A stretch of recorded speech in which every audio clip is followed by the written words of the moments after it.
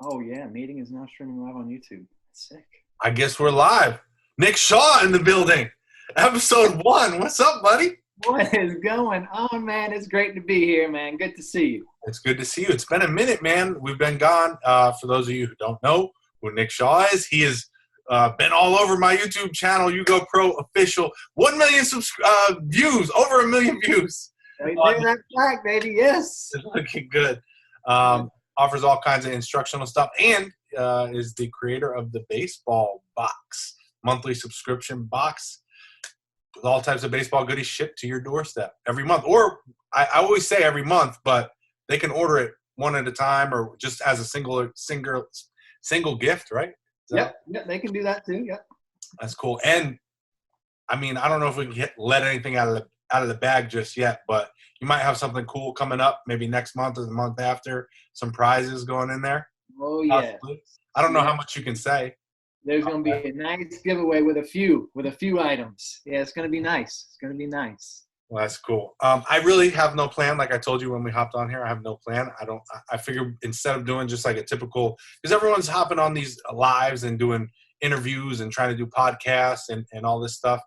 But I would rather just kind of have a conversation with you and give the audience a chance to kind of look in and kind of, just listen in. And if I can figure out a way to take comments, I would do that as well. But I don't know how to do that yet. Again, this is the first time. So really got nothing planned. But if you want to start, could we talk about your journey, our journeys, going into pro baseball? Like I remember you talking about in high school, when you first came into high school, you were a smaller player and you really had to work hard to get into pro ball. Just take us through your journey. Tell us a little bit about Nick Shaw and how he made it to pro baseball and was a stud middle infielder for the Brewers Organization. All right. So it was no easy journey, as I've told you, and I've told this story, man, so many times. It wasn't this cookie cutter like I was always the best player. By no means was I ever the best player on my team. Never mind in the league. I was an all-star most of the time coming up, in youth baseball and whatever in high school. But by no means was I the best player or even the second best player on my team. I came into high school, like I told you, man, I was 5'3", 115 pounds. And I expected to go in there and hopefully play. I wasn't the most confident kid at that size just because I was smaller and I never really dominated, like I said. But I always had to work hard. Being that small guy, I always had to work hard. So that's what continued to drive me through the levels, is that work ethic I had to have to even keep playing in high school. If I didn't have work ethic, man, at 5'3", 115 pounds, I would have been on the bench. Then I would have been off the team pretty darn quick. So as I worked hard, earned my spot. I actually ended up starting my freshman year at second base, which I was a shortstop, but I found a way to make it work over there. Worked on things at home and learned some stuff about second base at home and made it work over there. And the one thing that I could have done easily is blame my high school coach. I could have said, he doesn't know anything, whatever, because he was the football coach. He legitimately didn't know much about baseball. And I hear that tons, my coach did this, my coach did that. Nowadays, I feel like that's not an excuse you can even use. With all these resources, especially yourself putting out stuff like you do, it's easy to learn there. But, I found a way back then to work hard and learn what I could about second base to make it work. By my senior year, I was able to get good enough and strong enough to play the shortstop position pretty darn good.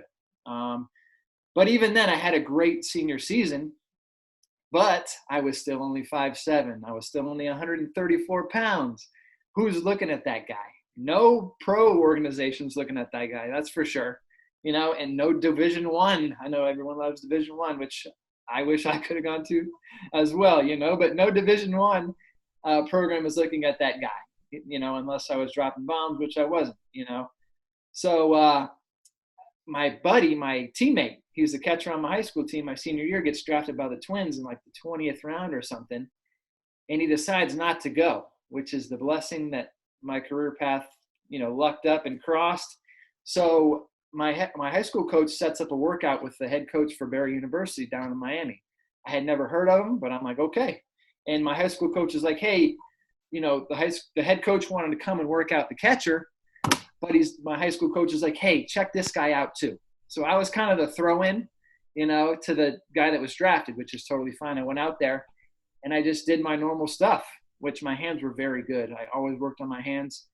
And our high school field was terrible. But at the end of the workout, the coach for Barry's like, dude, and he paused a little bit. He's like, you just took ground balls on the worst high school field I've ever seen in my entire life, and you made it look like Fenway Park. He's like, how do I not sign you after that? I said, I don't know, man, but I'm ready to go. So I signed there. I don't think I got any baseball money, but, man, I was just happy to go somewhere because that was my senior summer, nowhere to go. I could have gone to FCCJ, I think, but that was about it.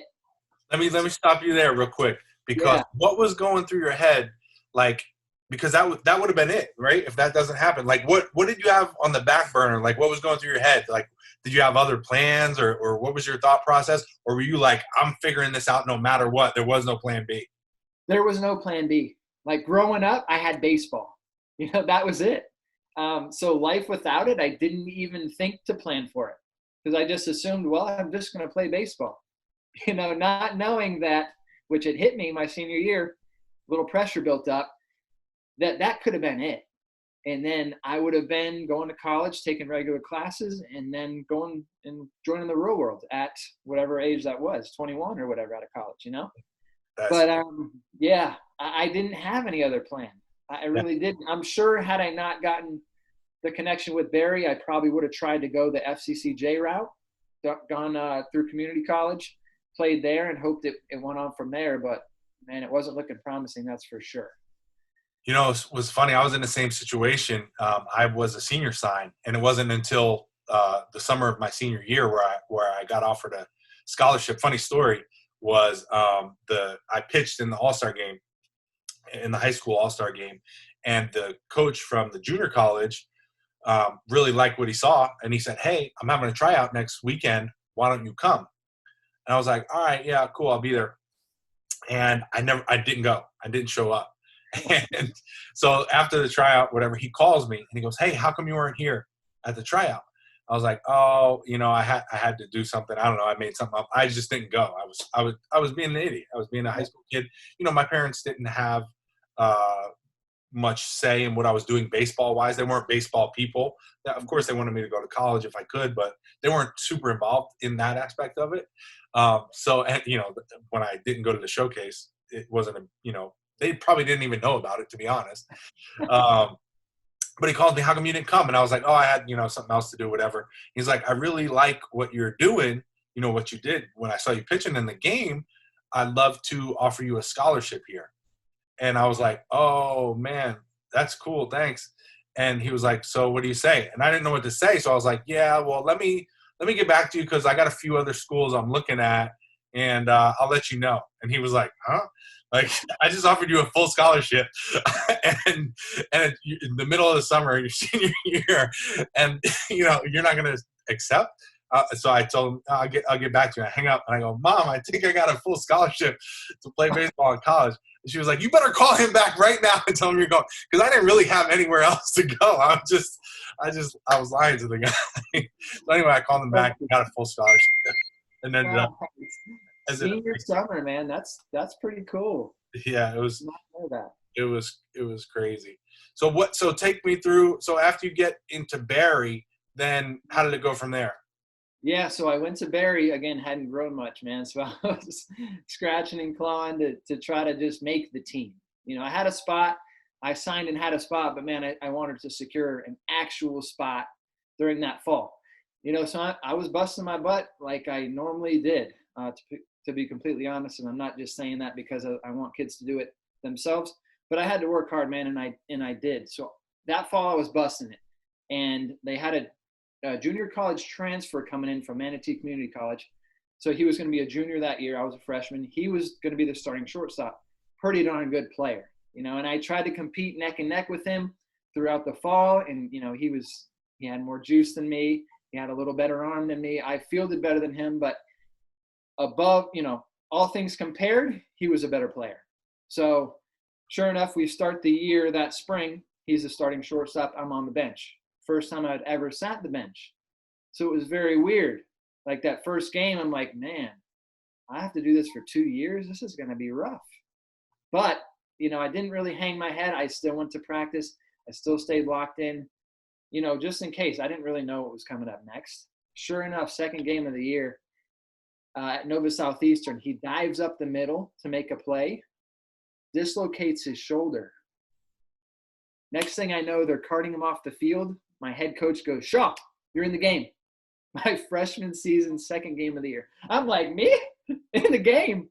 What do you mean? So sure enough, I grab a ball and I'm like throwing. Man, I am shaking like a leaf. Like, what? I'm about to get into a college game my freshman year, second game. And never looked back from there, man. That whole game, obviously, I was jittery as can be. I blacked out. I have no idea what happened the entire game. Couldn't tell you.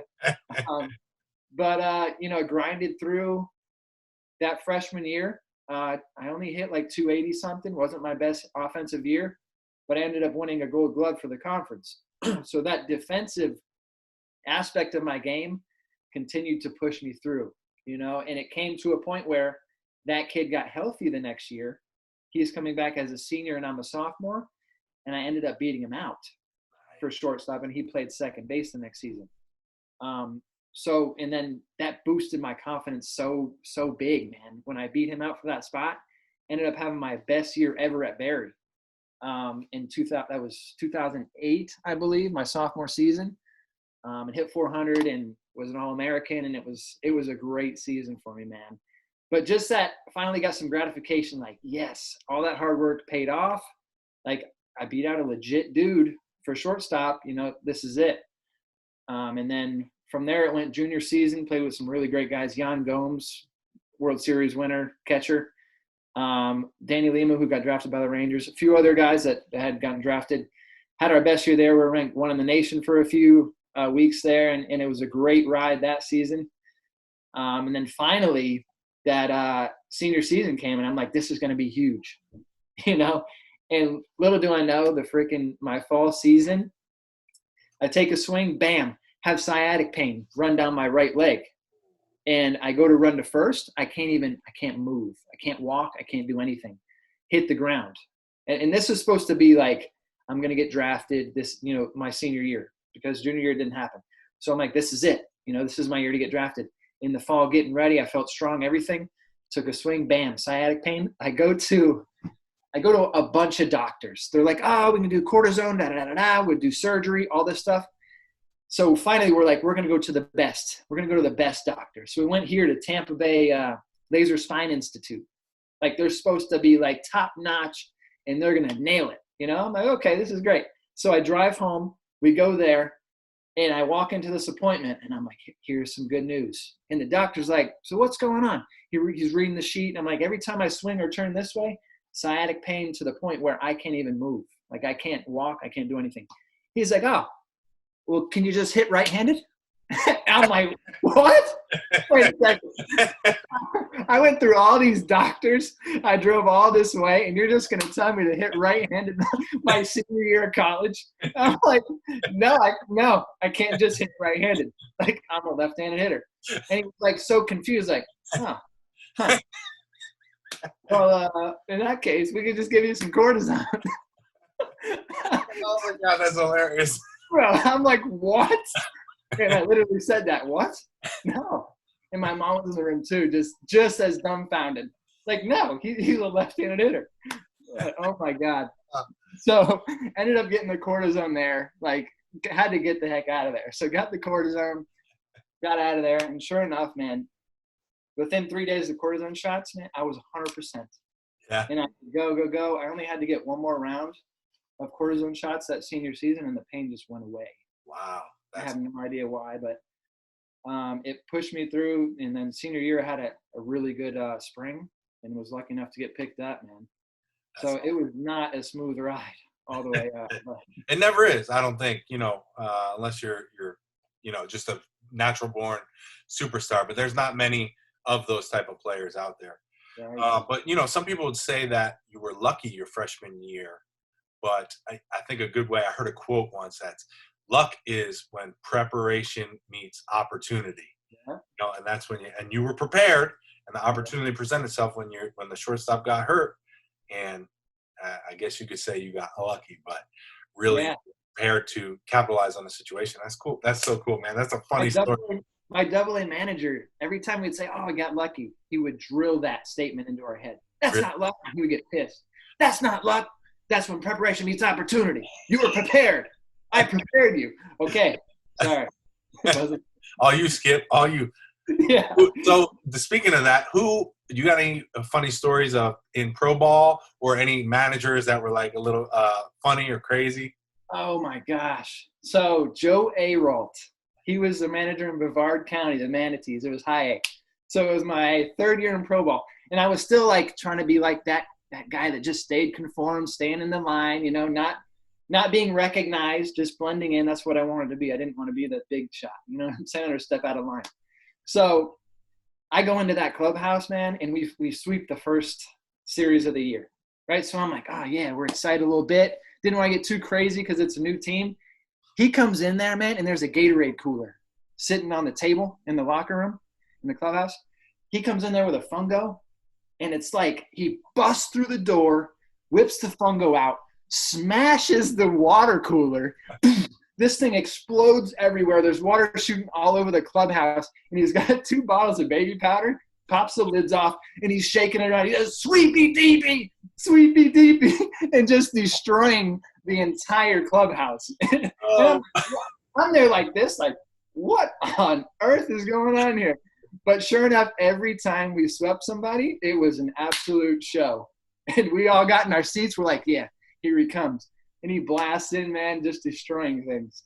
That was one of my that's a funny story. That's one of my favorite memories from pro ball is after a win or after like a sweep like that, when you come in the clubhouse and it's literally like a party. Like the music is blasting, everyone's happy, you know, it's just it's amazing, man. And you know, it's a little different than I don't remember it being like that in like college. No, it wasn't for us. It wasn't for us at all. But you're exactly right in pro ball, man. When you got that big win or the sweep, man, lots of time it might have been Latin music that was blaring. Most of the time. Yeah, you know, I was still pumped up. So was high A your first season or your second season? That was my second full season. I went low A for a season, high A for a season. So you went straight to low. Did you do any short season? Yeah, I did the AZL, rookie ball. So short season in 2010. And then 2011 was low A. How was Instructs? Oh my gosh, Instruct, bro. I had a great year in the AZL because for me, I was like 21 years old coming out of college, senior, and I'm facing these young prospects that are like 17, 18. You know what's coming. If they throw a strike, it's right down the middle. And it was very easy to hit there. So I had a great year. I ended up getting moved up to the short season advanced in Helena, Montana for the playoffs, whatever. I'm like, man, great first professional season. Last day of the season, head coach, which was Joe Aralt at the time, he's like, "Hey, man, congrats." I'm like, "What are you talking about? You get to go to Instructs." I'm like, "Oh." You know, I'm like, "Yeah." He's like, "Yeah, you say that now." I'm like, "Oh, what?" Wait a second. He's like, "Congrats." So he's like, "Yeah, you'll have fun there, man. I know what you're going to be working on." I'm like, "What am I working on?" He's like, "You'll find out when you get there." I'm like, "Great." So I go to Instructs, you know, which was like, I think it was 4 weeks or so, 5 weeks long out in AZL. Yeah. After a season, you know, after a college season that year, you know, it was a long season. I get out there, and one of the guys is like, "Yeah, come on in the office. We'll talk to you about what you're doing here." I'm like, "Okay." So I go in there. They're like, "Hey, you won't be needing that glove." I'm like, "What? You won't be needing my glove? What are you talking about? We're playing baseball, aren't we?" Yeah. You won't be needing that glove, though. All you're going to do is you're going to hit 10th. You're going to bunt every single time you come to the plate. And every time a slow guy gets on base, we're going to pinch run for it, and you're going to steal. I'm like, what? For the whole time? Yep. So put that glove somewhere. You won't be needing it. And sure enough, man, I hit 10th, and I freaking bunted. Every time I came up, I bunted. And when somebody else would get on base, I would pinch run, and they knew I was stealing.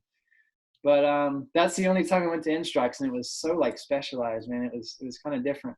That's so funny. That's so funny. I remember I went to Instructs twice.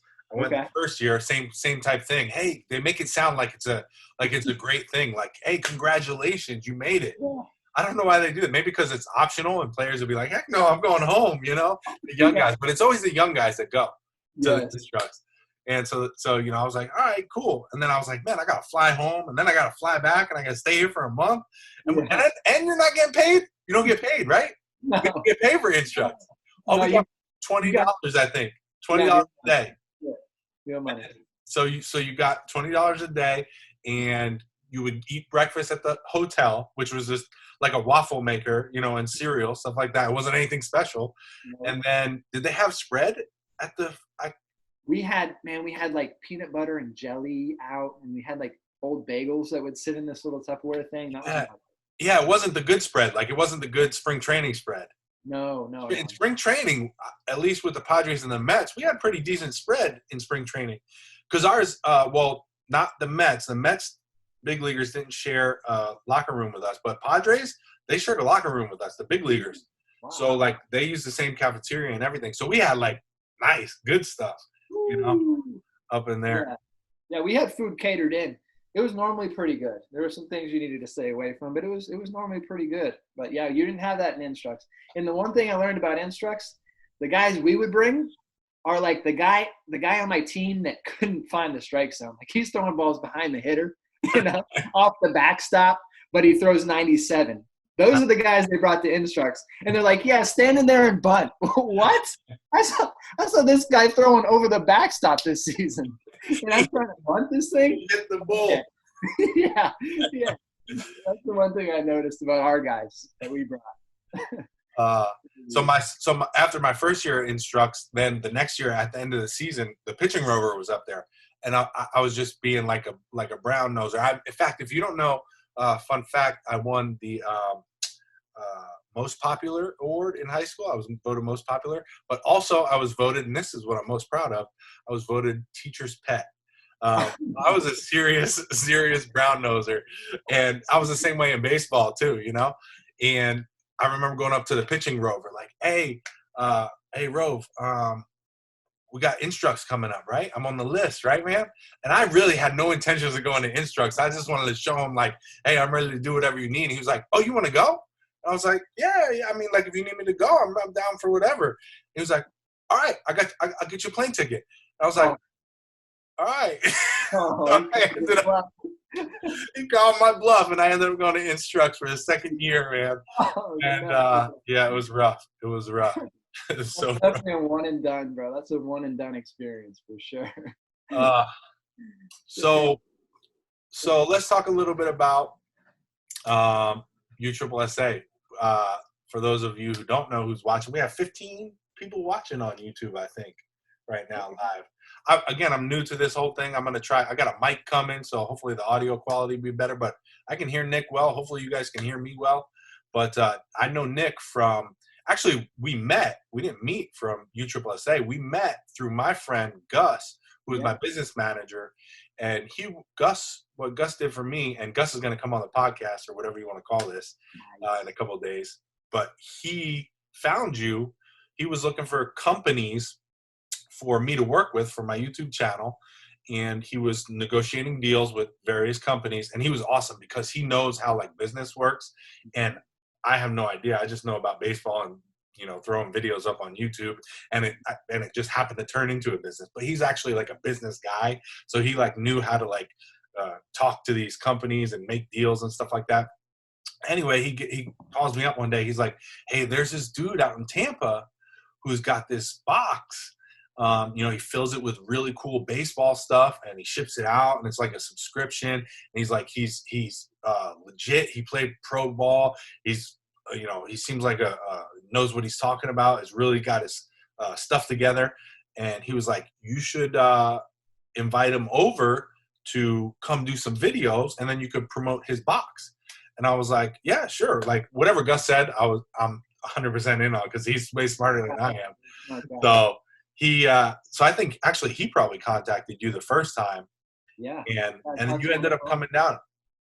Yeah, that was the first time, man. I showed up and you both were there. I think that first time. Yeah. I had never done a video or anything, but y'all were freaking awesome, man. It made me feel comfortable and everything. And now, shoot, I love both of y'all, so it was a great thing.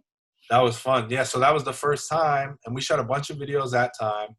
And then back then, it was back then you were calling it something else, the batter's box, and then it moved to the baseball box. So even some of those old videos you'll see, but with a different name on it. But now Nick has done so many videos since then, over 1 million views. I don't know if you guys can see that plaque back there, that little green plaque right there, but that's over 1 million views on the YouGoPro Baseball channel. And I mean, now you're like a celebrity out there signing autographs. I sign more autographs now than I ever did in pro baseball from this YouTube channel. Isn't it crazy, man? So That's a crazy. good point.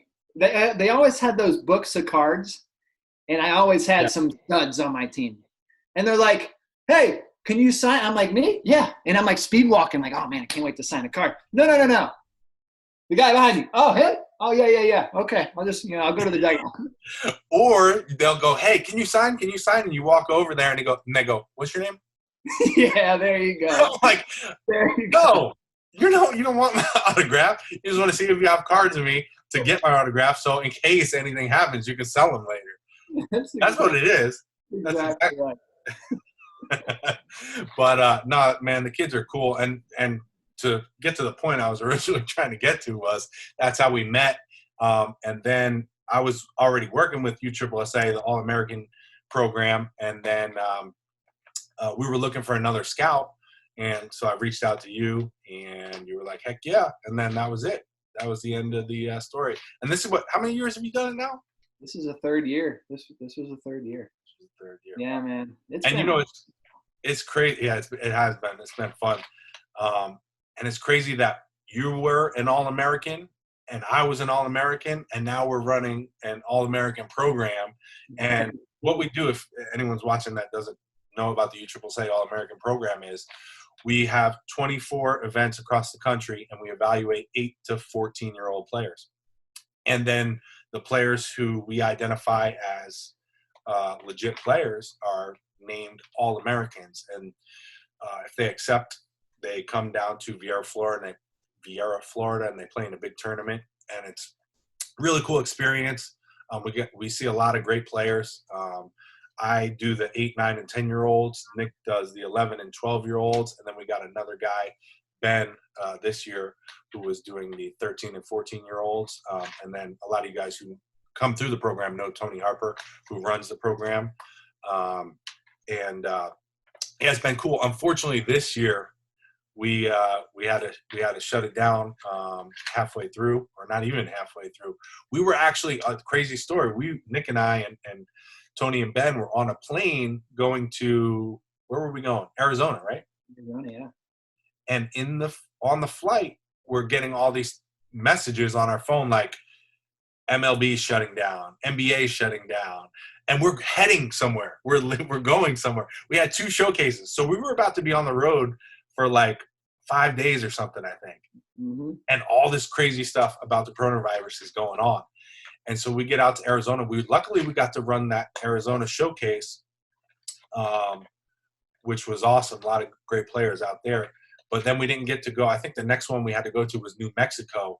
And we had to find a flight back as fast as we could so that we didn't get stuck out there, because they were talking about at the time shutting down the flights. So we were all freaking out and stuff.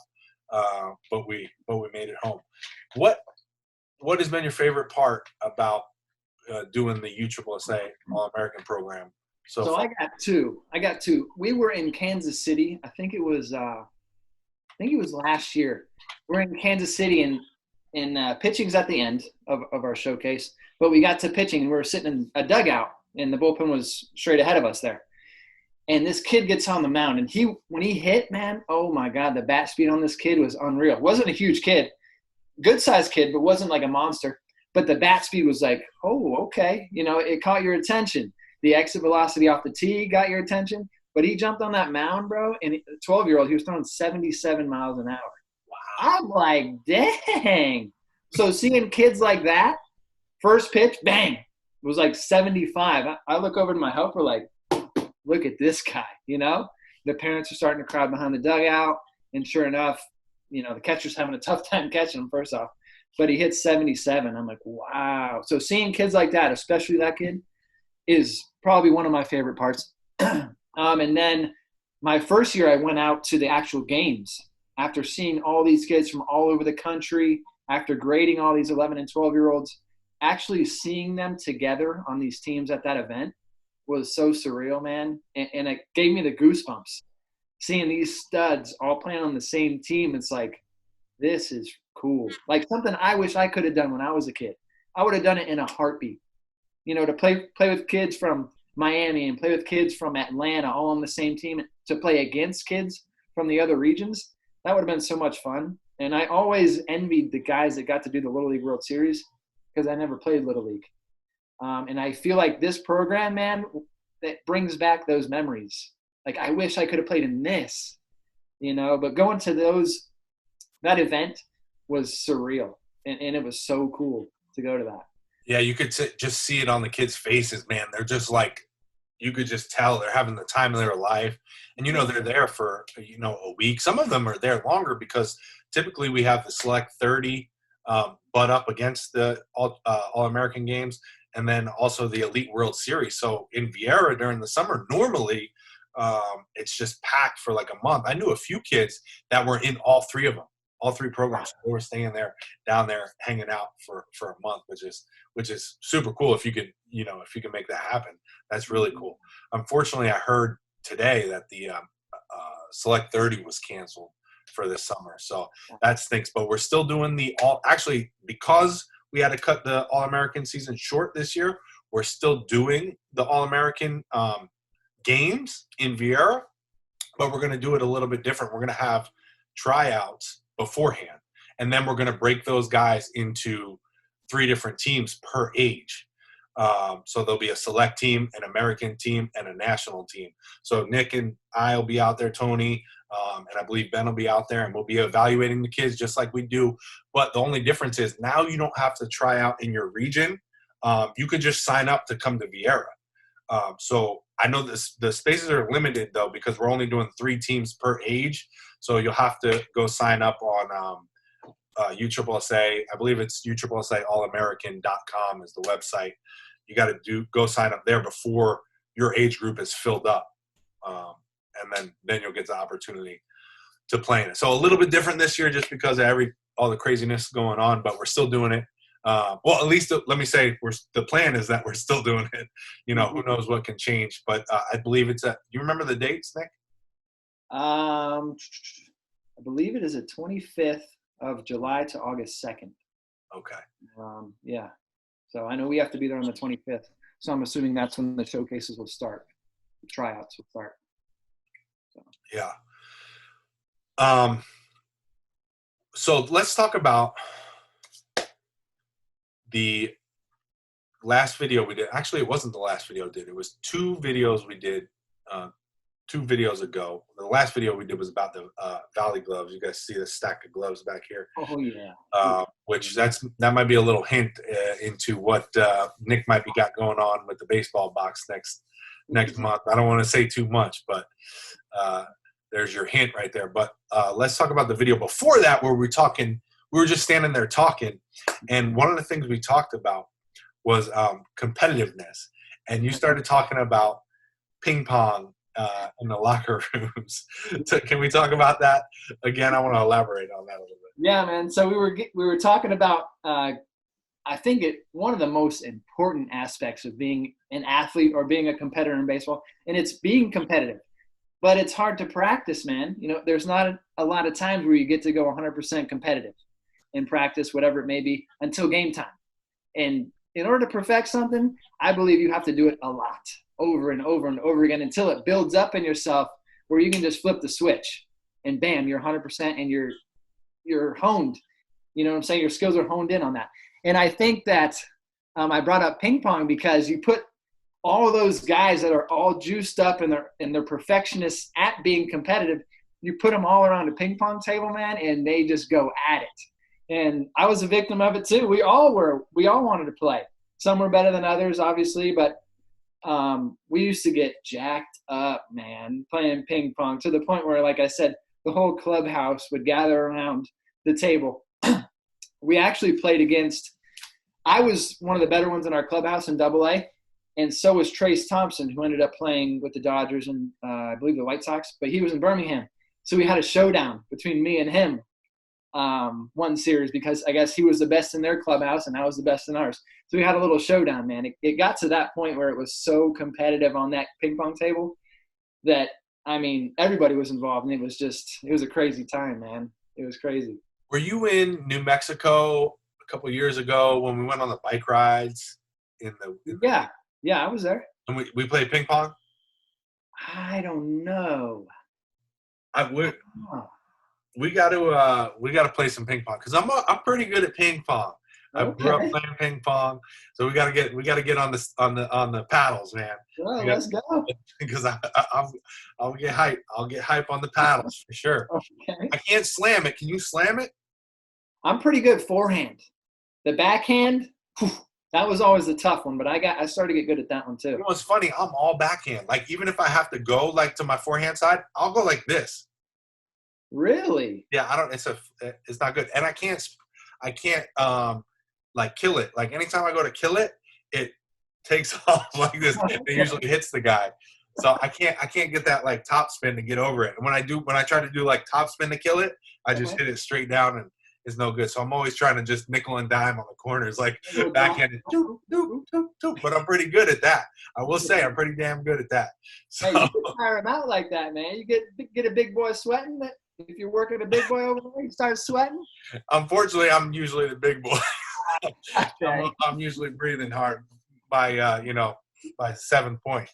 But yeah, we definitely got to do that.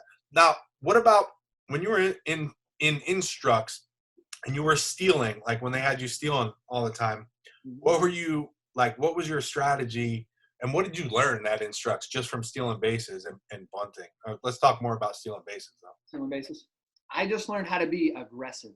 The thing was, I wasn't aggressive enough. I was quick and I was fast, which to me are two different things. I was quick in my jumps. I could cover the first couple steps with the best of them, and my speed was pretty good to take me from there all the way to the base. But I learned how to be more aggressive. I was always hesitant in a game, especially if the coach gave me the sign. I almost wanted to lock up, like, I gotta go. It started getting in my head, which would tense my body up. So there, I already knew I had to go. Before I even took the field for game one, I knew I had to steal. So it loosened me up a little bit. And then I started picking up on guys' tendencies. If they're 1 second hold, if they're a 2 second hold. I started getting very, very good at that. Even to the point where when guys would come set with their two legs, if they were slightly apart, a lot of times guys would go to the plate or vice versa. These guys had tendencies when they came to pick over, their feet were a little closer. I started picking up on things like that to the point where I remember reading one pitcher towards the end that his right pant leg, if it tightened up, he was going to the plate. Talking about his pants. Wow. And there was coaches telling me these little things like, hey, watch his right pant leg. And had they told me that at the beginning of instructs, I would have been like, what are you talking about? But at the end, I had picked up on all these little tendencies that I could see exactly what they were talking about. And sure enough, as soon as his right pant leg straightened out, he was going to the plate. It was insane. So for me, I got a little bit more confident. I got much more aggressive, and I got better at honing in on tendencies of guys, and picking those out and using them to my advantage. The other thing they also kind of piggybacked that was if I missed the ball in the dirt, they would get all over me. So even if I didn't steal that pitch, if I missed a ball in the dirt and didn't go, they would hammer me. So I got good at that as well. In college, I was taught read the catcher's knees. So if the catcher's knees went to the ground, he was going to block a ball. In pro ball, they didn't talk about the knees at all. It was strictly ball flight. I was just reading ball flight. And like I said, if I missed the ball in the dirt, they would hammer me. So I got very good at that. So it was just you would be stealing before the ball hit the dirt then. Yes. To the point where sometimes they would give me a stolen base in the book. When I didn't steal, I was just reading a ball in the dirt, reading ball flight before it even bounced, I was gone. Wow. And a story about that is we came into spring training. It was probably the next season. And the big league manager came over. And I believe I think all the managers there, but the big league manager was giving a speech, and he was talking about base running and how important it was, and talking about the little things. He wasn't talking about lifting the ball. He wasn't talking about launch angle. None of that stuff was being talked about, but he was talking about base running, and he's talking about specific guys in the organization that he knew that have played for him and whatnot in spring training and all this. And he's like, guess who the best base runner in this whole room was? And this is with all the big leaguers, all the minor leaguers, and the whole system. So you're talking about almost 200 guys. And guys are raising their hand, naming guys. Coaches are naming guys. No. All the way down the line, nobody got it. He said, you know who's the best base runner? He said Martin Maldonado, who's a big leaguer, but he is not the fastest guy. He's a catcher. I don't want to say he's out of shape, but he's a hefty guy, not the fastest guy. I mean, in a foot race, you probably beat him running backwards, to be completely honest, all right? But this guy was the best at reading the ball in the dirt, and that's exactly what he said. He said he's the best base runner because I see him leaving to go take second base before the ball is even thinking about bouncing. He's like, he is the best at reading balls in the dirt there is in the entire system here, which makes him the best base runner. I was like, wow, okay. So it really pounded at home, that aspect of base running, That's so cool. I remember we had an older coach that was there, like a rover, and I remember him talking to the base runners, but I kept this. I remember this as a pitcher because I found myself doing this, and it was something that I eliminated as a pitcher, but I thought it was awesome what he was saying. He was saying that for right-handed pitchers, if the base runner's at first base, when we look, we typically have a slight movement in our chin to look down.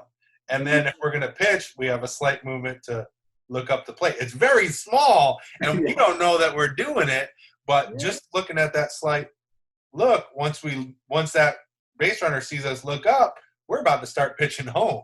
And I was like, oh my God. When I heard that, I was like, I don't do that. And then I went home and I did exactly what I was just doing, and I was looking in the mirror. I was like, oh my God, I wonder how many stolen bases I had off of me because of that little move that I had no clue that I was even doing as a pitcher. Right. And that's funny you say that. That's another tendency that I was working with because pitchers, for whatever reason, they would tilt their hat down. I read hat. They would tilt their hat down when they were looking at you. For me, I don't know if they could see me or not, but this was their way of kind of looking at me. They would pick off from right there too. Their hat would stay down when they picked. Right. But as soon as they lifted their hat, I was going. Whether they lifted their left leg or not, I was going because they were going to the plate. And it was mind-blowing when they told me this because I didn't know it. They're like, hey, watch his hat. As soon as it lifts up, go. I'm like, what? Did it one time, and I'm like, holy cow. Okay. So it's such a little thing, so tiny. And it's not a lot of movement. You saw how we were doing it here to there. But if you look, and that's a great point that you said. I was, when I overheard it, he was talking about the chin.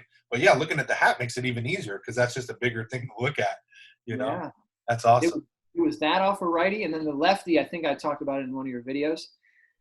With a lefty, the left toe, when they go to pick off, all of them do it. The left toe lifts up when they go to pick off the first. Oh. And they told me that one time. I'm like, no way. And sure enough, I was watching it every time because they shift their weight to the back a little bit to stay straight up, and their left toe comes up when they pick off the first. When they go to the plate, they load the ball of the foot there and drive home.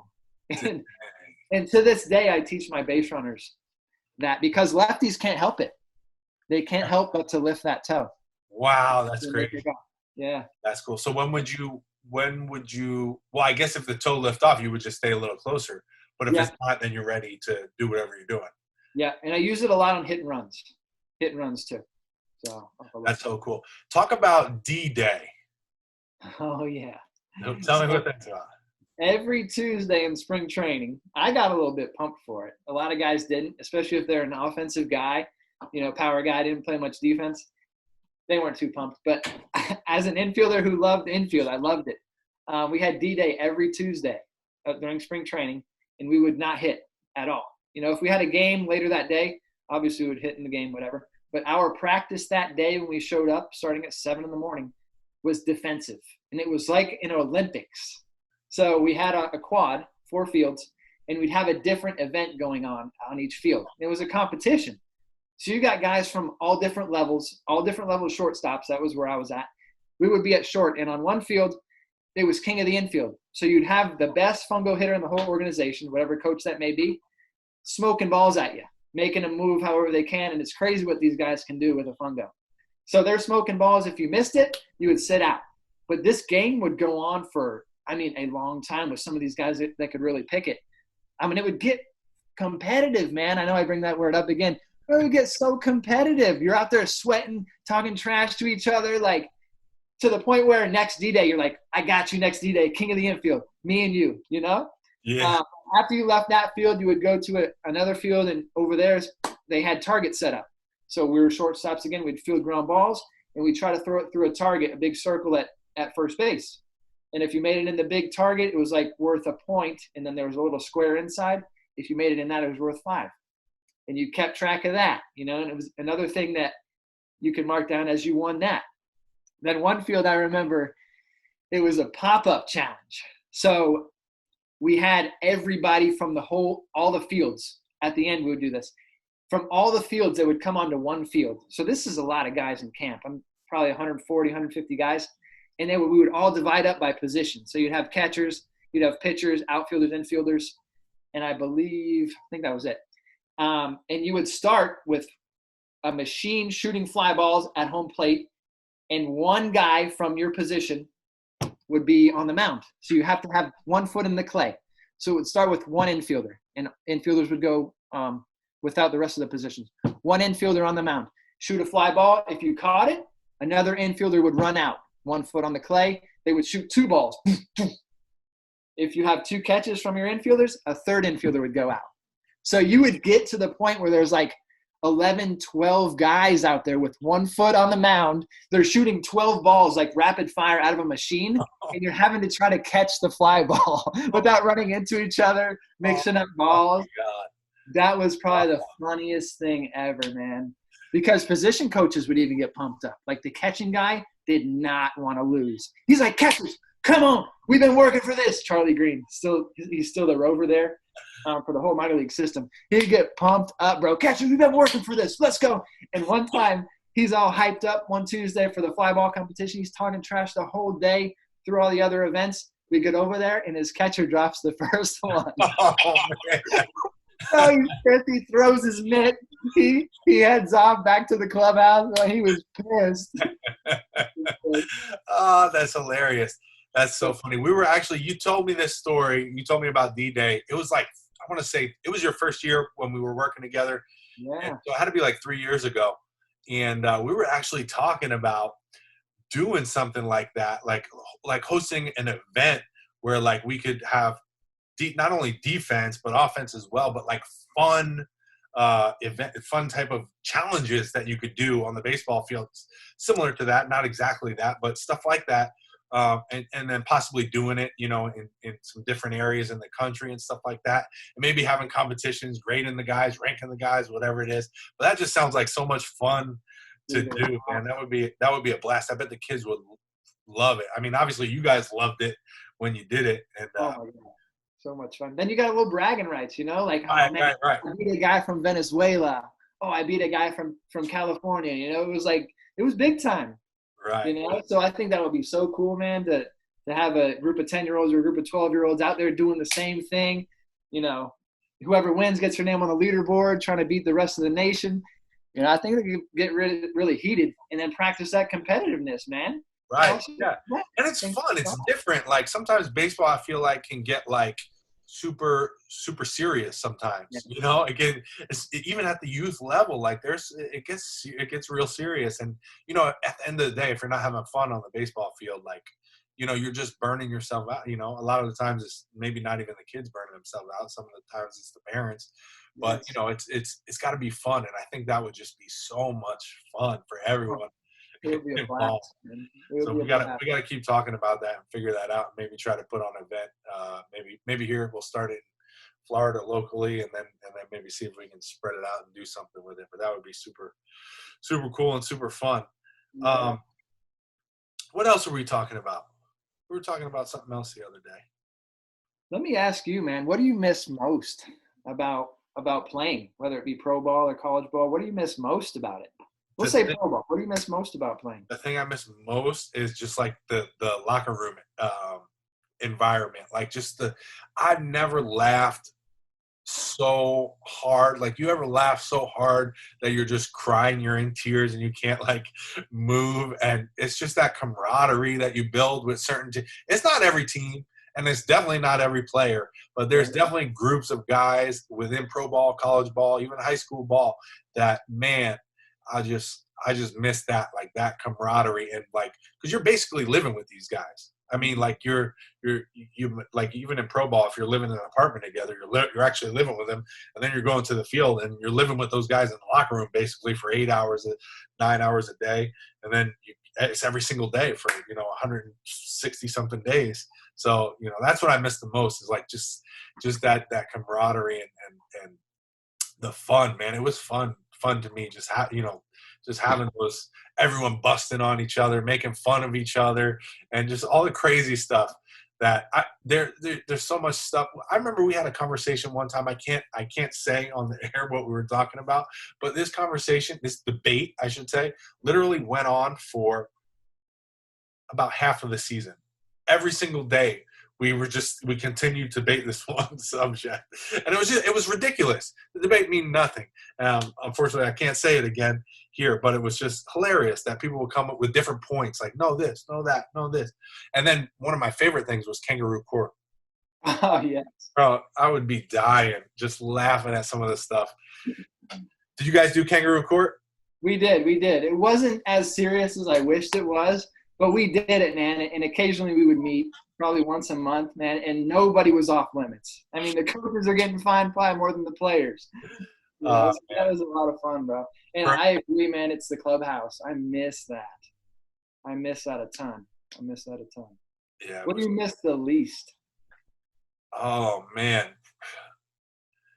I was going to say the travel, like the bus trips, like the 10-hour bus trips. Like, I remember going from Oregon to Boise, Idaho, which was like an 11-hour bus trip in the middle of the night. Oh. And, everyone's doubling up in the bus seat, so it's not like you can spread out. Although there were dudes literally laying in so here's a typical bus trip, right? You literally have dudes laying the whole length of the bus. You'll have guys laying in the walkway. So like, if you have to go to the bathroom on a minor league bus, you literally have to climb on the armrests all the way. Like the coaches, if the coach had to go to the bathroom, all the coaches sit in the front seats. So like the first 3 or 4 seats was the coaches and the trainer. So like those were in the front of the bus. They had to go pee. They literally, you saw the coaches stepping on each armrest down the aisle, because there's just dudes laying all the way down the whole way. And then you've got dudes laying across the seats, crisscrossing their feet, because like another dude's laying this way, because there was no empty space in there. And so, it was literally like a jungle gym trying to get to the bathroom. Oh, and then some dudes would lay underneath the seats if there was no space. It was just crazy. And then you wake those guys up and they're like, "What's wrong with you, man? Why are you waking me up? Make it the dang way." Waking me up. Oh, my fault. I was trying to climb on top of the bus. Yeah. Like sometimes they'll have their legs up on the seat and like there's no way to get over them. So you got to like tap them, hey, and then they're pissed that you woke them up. Man, I just got to sleep, man. Yeah, that's got to be the thing I hated. I don't miss the most. What about you? I think it's the bus rides, man. I still remember this bus ride from Appleton to Bowling Green, Kentucky in Low A. That was like 15 hours, man. And it was miserable. Through the night after a game, like miserable. And this one sticks out big time. Small crowds on a Thirsty Thursday at an away stadium, because you could hear everything those college guys are saying, and they were going to rip you. If you're struggling, well, your batting average is coming into play. Your picture on the big screen's coming into play. Boy, they're ripping you, and everybody can hear it. Only on those empty stadiums, man. I had one. I was hitting 118 in May in Low A. 118 through a month. Worst start of my whole life by far. And I still remember it was Thirsty Thursday in Cedar Rapids, Iowa. And this guy's like, 118? Shuck, Are you kidding me? You're not even hitting your weight. And, bro, everybody in the entire stadium could hear it. I heard it standing in the box. I mean, everybody freaking heard it in the whole stadium. And guess what? I didn't get a hit that time. Oh, man. That's hilarious. Yeah, man. That's so funny. Good times, man. So we got to do I remember what we were talking about before, too. We were talking about a camp, possibly doing a camp. So instead of doing like a skills challenge, we could also do travel around and possibly do a camp, you know, a fielding camp, hitting camp, pitching camp, whatever it is. Maybe get some other guys, you know, who have been on the channel before and all get together and, you know, maybe a position-specific camp, instructional camp. But that's some things we've been talking about and thinking about, and we'd love to do. We just got to figure everything out. So if anyone's watching that's interested in any of that stuff, let us know in the comments so we can get some feedback. We're literally, again, we started talking about this 3 years ago, but you know, haven't really done much with it except talk more about it. So, but give us some feedback. Like if that's something that sounds cool to you and you would sign up for, let us know, because you know it's something possibly that we can make into a reality when everything clears up here, you know, with all this craziness. But Nick, I appreciate you coming on. As always, the first episode, I don't know what I wrote in the description, behind the scenes was what I was going to call it. I already had a podcast. Gus wanted me to start a podcast a while ago, so we did a couple episodes called Behind the Scenes. But I'm saying this is episode number 1 of Behind the Scenes. This is the first one. And there's nobody better than the Nick Shaw to have on for episode 1. I appreciate you coming on. I appreciate you talking. For anyone that wants to know more about Nick and what he does in the baseball box, you can go to thebaseballbox.com. Check him out there. And, of course, you can see him on YouTube on YouGoProBaseball. Check him out there. Of course, if you got any questions, let us know. Thank you so much again, man. I appreciate it. Hopefully I get to see you in person soon, sooner than later. I hopefully don't have to wait till July 25th, man. I hope so too, man. I'm honored to be here, man. Thanks for having me, man. And guys, let us know about the skills competition, man. Let us know. All right. Thank you, guys. Thanks, John. Thank you. Let me try to stop this. I'm new. I don't know what I'm doing. Hold on 1 second. Stop the live stream. Boom. Stop recording. See you guys.